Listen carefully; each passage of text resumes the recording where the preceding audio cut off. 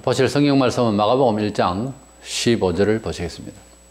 이르시되 때가 찼고 하나님의 나라가 가까이 왔으니 회개하고 복음을 믿으라 하시더라.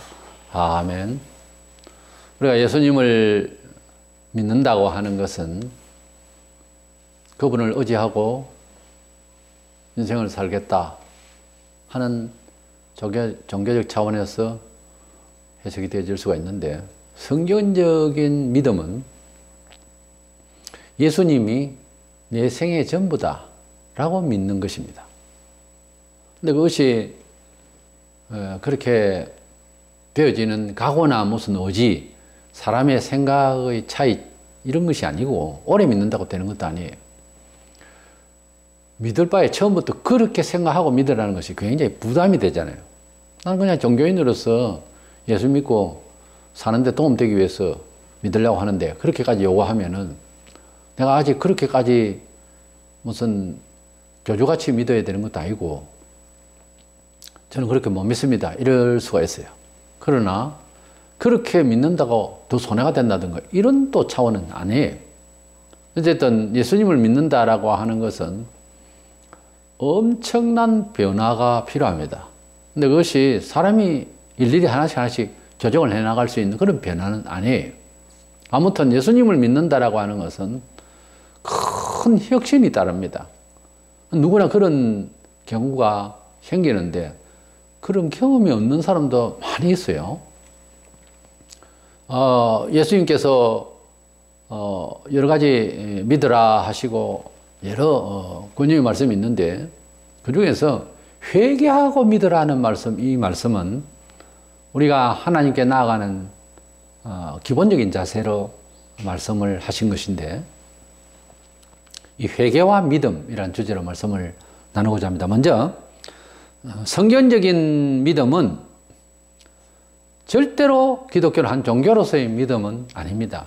만약 그 생각을 가지고 교회를 계속 다니면 어느 날 교회를 떠나게 돼 있어요. 정신이 바른 목사 같으면은 그것이 아니라고 말을 할 때가 올 거거든요. 그럼 그날은 마음이 경기고 원치를 않을 것 아닙니까?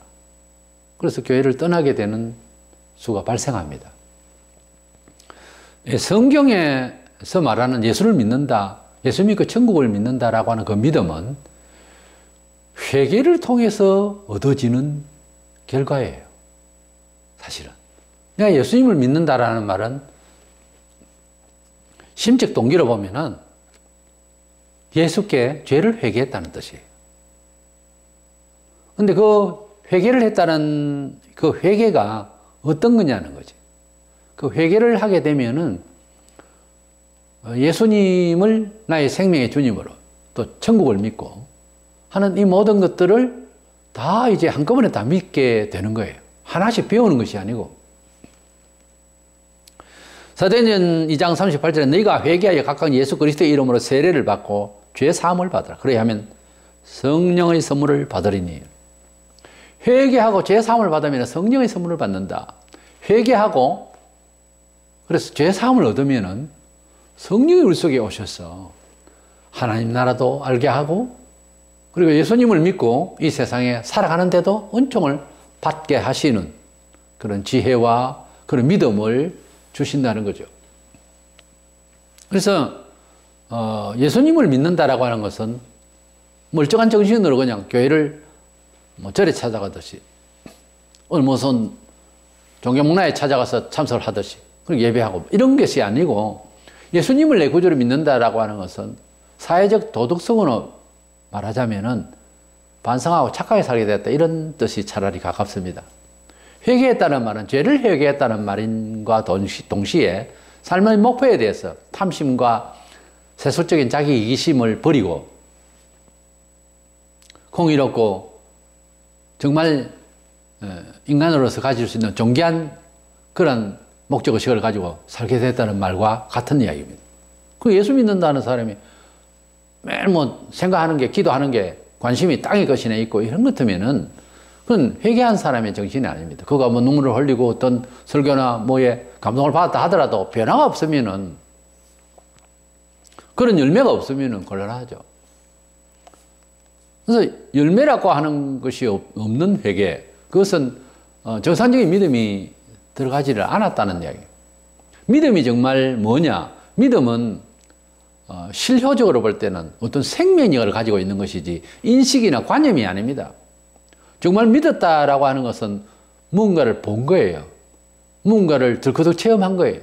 뭔가 속에 뭐 음식을 먹고 체한 것처럼 뭔가 다른 특별한 음식을 먹고 속에서 아주 기분도 좋은 그런, 또 어떤 향이라도 허브 향을 맡은 것과 같이, 또는 뭐 사탕이라도 박하사탕을 먹은 것처럼 그렇게 자기 자신 속에 정말 믿음이라고 하는 실체가 속에 들어있는 거예요. 믿음의 실체가 혹 이렇게 말할 수도 있습니다. 내가 밖에서 나를 보는 것처럼 그렇게 보이는 거예요. 그래서 성경적인 믿음이라고 하는 것은 종교적으로 가지고 있는 그런 거하고 다릅니다. 이것은 반드시 회개하고 난 뒤에 이어지는 믿음이에요. 그 회개는 눈물을 많이 흘린다는 것이라기보다 어떤 신비적인 체험이라기보다 마음이 완전히 목적의식이 인생관의 세계관의 우주관이 완전히 바뀌는 겁니다. 이건 누가 합니까? 성령께서 역사하셔야 돼요.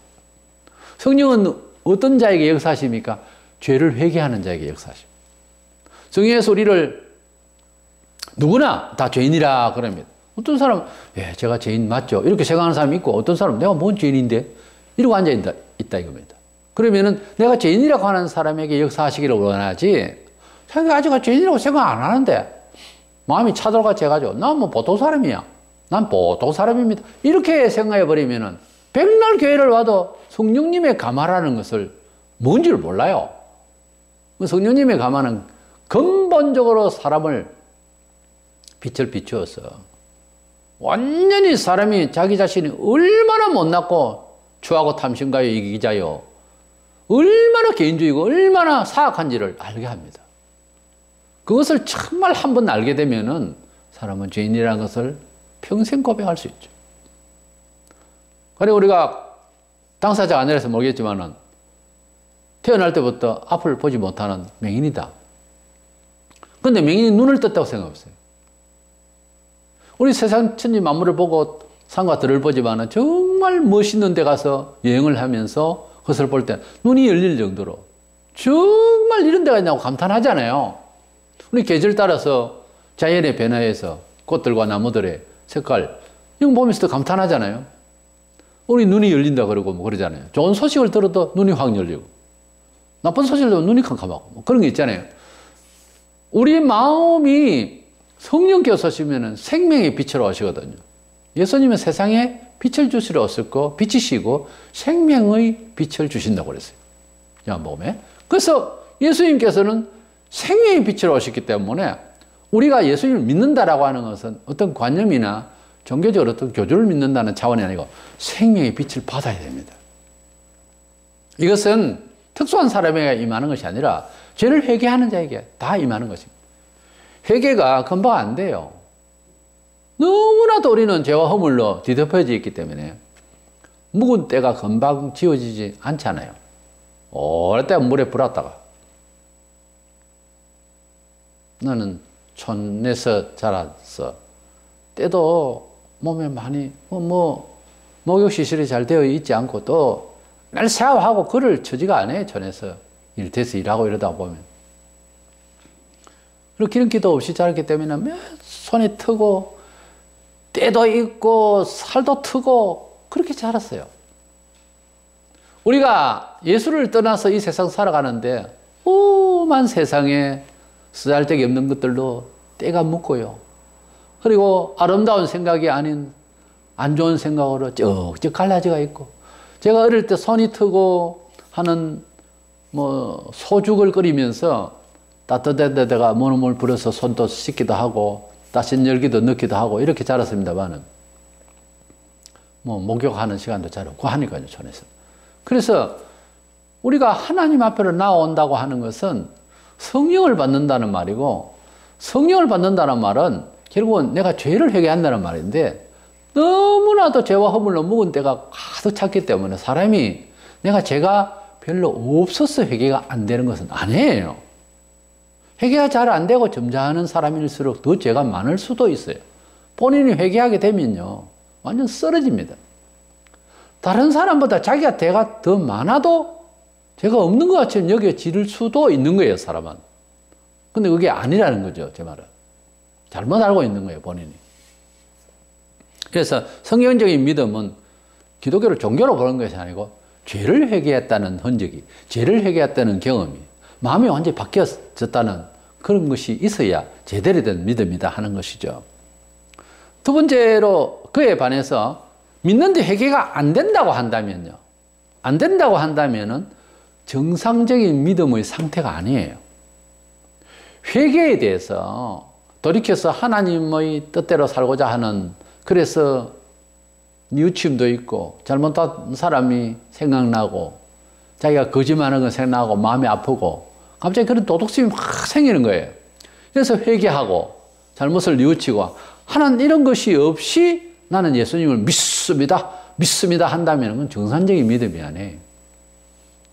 교회 나와서 조엘 오스틴처럼 뭐 긍정적 사고방식, 로버트 H. 슐러가 가르친 그런 긍정적 사고방식으로 살아가는 것이 예수교인 줄 알아요.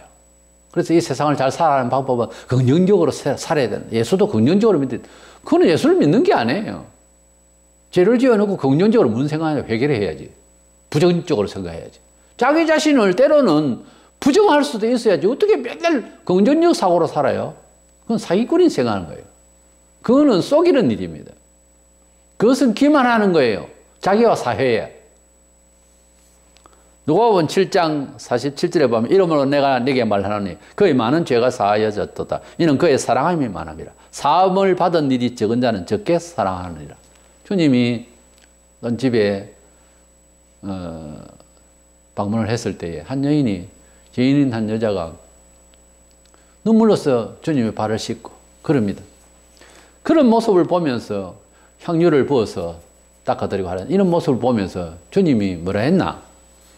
이렇게 하는 행동을 보면은 저가 죄를 많이 회개했기 때문에 그렇다. 즉, 죄를 정말로 회개했다면 예수님의 사상을, 예수님의 말씀의 교훈을 따르려고 해요.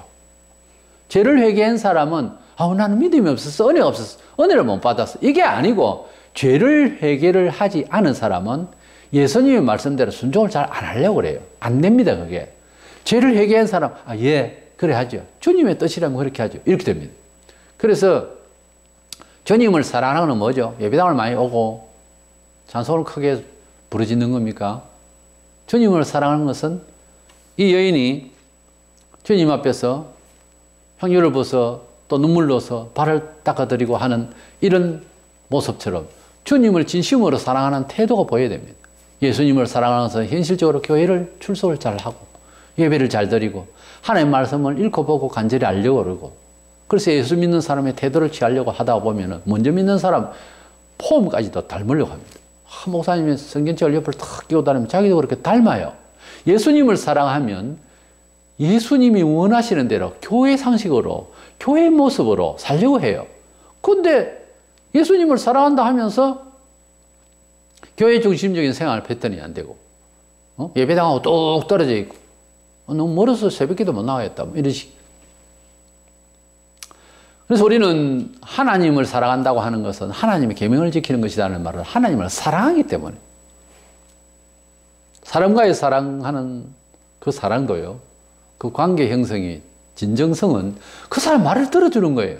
아차, 못 들어줬더라도 들어주려고 하는 것이, 사랑은 어떤 면에서 의무도 따릅니다. 정말 사랑하기 때문에 그 사람 말을 들어주는 거예요. 안 들어준다 이거지. 끝까지 고집을 피우고. 이건 사랑하지 않는 증거입니다. 사랑하는 사람은 그 말을 들어줘요. 그거 안 들어줘도 내가 알아서 그건 아니거든요. 사랑하면 주님이 말씀하신 내용이 그건 그렇고 내가 알아서 살겠습니다, 이렇게 되면 안 되는 거예요. 이건 예수님을 사랑하는 게 아닌데 왜 그런 줄 아세요? 회개를 안 해서 그래요. 회개를 하면 사람이 부드러워지고 애들 하는 말도 들어주려고 그래요. 회개를 하게 되면 사람이 죄를 회개했잖아요. 이 사람과 관계도 별로 없는 사람인데도 그 사람을 참 들어주려고 그래요. 그 공통적인 겁니다. 성격이 그렇게 변해요. 근데 말을 안 들어준다. 가장 가까운 사람이고 또 말을 들어줘야 할 상대가 하는데도 말을 안 들어준다. 왜 그럴까요? 믿음이 없어서. 아니, 그거는 다른 말이고. 그건 다른 결과적인 말이고, 죄를 회개치를 안 해서 그래요. 다른 말로는 흉악한 중에 있는 사람이에요. 죄를 회개하지 않는 사람은 악한 사람이지 뭐. 간단히 말해서. 근데 본인은 난 착해요. 난 말도 안 들어주고. 교회 말도 안 들어주고. 예수님 말씀도 안 들어주고. 뭐가 착해요? 성경적으로요, 심리학이 가능합니다. 성경적으로요, 사람을 관통할 수 있어요. 성경의 지혜를 받으면 세상 물정을 관통한다니까요. 정확하게 하나님께서 사람을 지으셨기 때문에 성경대로 돌아오면 정상이고요. 성경대로 돌아가지 않으면 하나님을 떠나 있기 때문에 비정상이에요. 사실은 전도자는 말하기를 세상이 미쳐 돌아간다고 그랬어요. 미친 생활을 하다가 끝낸다고 그랬어요. 딱 맞는 말이에요. 제정신이 아니에요, 사는 게. 그 말은 비도덕적이에요. 거짓된 세상이라고 그랬어요. 거짓말하고 살아요. 본인이 그렇게 말하는 게 거짓말이라니까. 그럼 안 거짓말하고 정직한 건 뭔데? 예수님의 말씀대로 솔직하는 거예요. 예수님의 말씀대로 생활 패턴을 바꾸는 거예요. 예수님을 순종하는 거예요. 이게 변화된 사람이, 이게 정상적인 사람이 된 거예요. 정상적인 사람이 되지 않으면 하나님의 말씀을 안 들어요. 순종 안 하려고 그래요. 정상적인 말씀을 받지 않는 사람의 정신세계는 하나님을 불순종하려고 하는 정신이기 때문에 그 자를 성경은 말하기를 이서 없는 짐승이라 그랬어. 그 말은 예수를 안 믿으면 최종적으로 결론은요, 짐승 같다는 말이죠. 짐승이 뭡니까? 비약해서 표현한 거죠, 물론. 짐승은 소나 개, 돼지입니다. 사람이 가만히 생각해봐서, 우리 솔직히 생각해보면 사람이요, 짐승같이 살아요. 제법 집을 짓고 책을 읽고 뭐 종교 행위를 하고 있지만 짐승보다 못한 일이 얼마나 많습니까? 왜 그럴까요? 회개를 안 해서 그래요. 회개를 안 하니까 성령이, 그 거룩한 영이 우리 속에 오시지를 않아서 참 인간다움에, 존귀한 인간다움에 생활이 안 되는 거예요. 대단히 지성적인 것 같고 문화적인 것 같이요, 개돼지입니다. 사람이 예수를 먼저 믿어야, 이 말은 회개했다는 거예요. 회개하고 믿으랬어요. 예수를 먼저 믿어야 그때부터 사람이 되는 거예요. 진짜 우리가 말하고자 하는 사전적인 말의 그 사람이 되는 거예요. 안 그런다면은 그중만 사람이지 짐승이 이성 없는 짐승이라, 불순종하는 영은. 성경은요, 명확하게 이야기합니다. 정확하게 판단해요. 사람이 예수 밖에 있으면 짐승이에요. 똑같습니다. 짐승이 원하는 대로 하면 잘 따릅니다. 짐승이 배고플 때 주면 좋다 그러더니 주인 좋아하고, 돈 줘보세요, 기회 줘보세요, 좋다고. 근데 그걸 받아야 할 본인 처진지는 반성도 안 하고, 상당히 위험한 일이에요. 공짜가 어디 있습니까? 주면 다 받습니까? 아무거나? 짐승이기 때문에 받는 거예요. 근데 사람은 아무렇게나 안 받죠. 내가 받아야 할 이유가 뭔지를 생각을 하는 거죠. 가령 그렇다는 겁니다. 짐승이 어떤 겁니까? 본성적이죠. 세상은요, 본성적으로 치고 들어가면 안 들어가지는 게 없어요. 본성적으로 다 통해요, 이 세상. 근데 의를 이야기하면 다 싫어하죠. 왜 그럴까요? 짐승적이거든. 앞으로 나타날 적그리스도를 짐승이라고 그랬어요. 사탄을 짐승에 비합니다. 용에 비합니다. 세상은 거짓되고 짐승이 영이다, 이렇게 되는 거죠. 우리 사람이 다 비슷하게 사니까 말하는 짐승으로 그저 인격이네 뭐네 하죠. 아니올시다. 하나님을 만나기 전에는 사람 정신이 정신이 아닙니다. 짐승의 영 받아서 짐승입니다. 느부갓네살이 7년 동안 멧돼지 짐승 같은 그런 영을 받아가지고서 완전 짐승처럼 살았어요. 지금 이 세상에 살아가는 모든 삶의 구조, 그리고 뭐 정보시대를 하지만 자세히 비판적으로, 그것도 비판도 할 수 있어야 되잖아요. 자세히 보면은 제정신이 아니에요. 사람이 존귀하기 위한 목표가 아니에요. 교육하는 것도 전부 돈벌이고 밥에 입에 들어가는 그것만 생각하는 거지, 대학까지 인격 교육하는 것이 별로 없어요. 사람이 사람다움에 그게 더 중요한데 그건 버리고, 본문에 회개하고 복음을 믿으라 했습니다. 우리는 복음을 믿을 때에 회개가 먼저라는 사실을 꼭 명심해서 회개가 너무 중요하다는 것을 생각하고, 언제 어디서나 회개를 먼저 할 수 있는 저와 여러분 되시기를 원합니다.